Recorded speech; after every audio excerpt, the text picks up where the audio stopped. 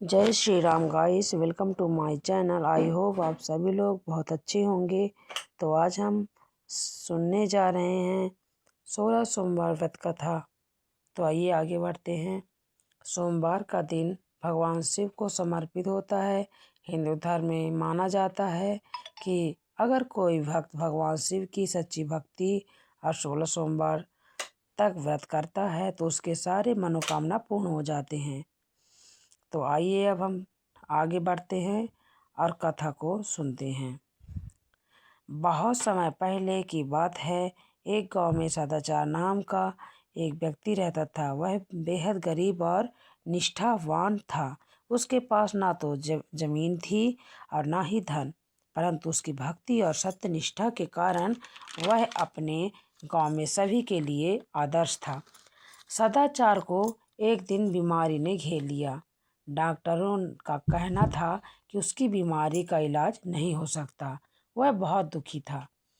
वह अपने घर गया और घर के सामने मंदिर में बैठे शिवलिंग से कहने लगा कि हे भगवान, अब तो आप ही मेरी बीमारी दूर कर सकते हैं।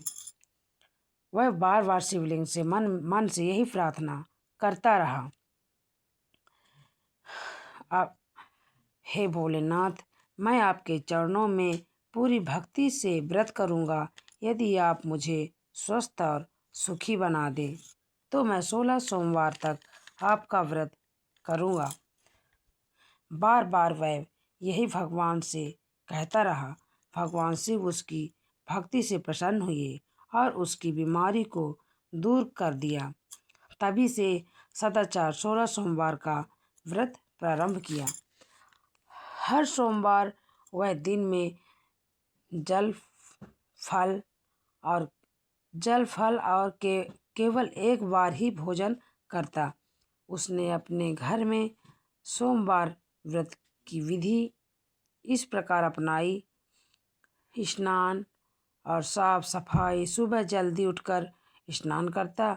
भगवान शिव के लिए साफ स्थान पर शिवलिंग सजाता। भजन और मंत्र रुद्राष्टक या ओम नमः शिवाय का जाप करता।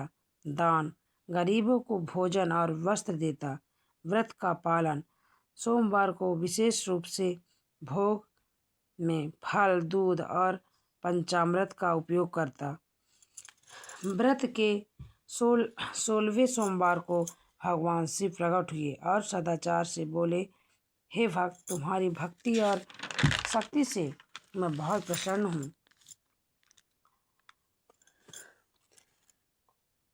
तुम्हारे जीवन में अब दुख, रोग और अभाव नहीं होगा। तुम्हें सुख, वैभव और परिवार में आनंद प्राप्त होगा।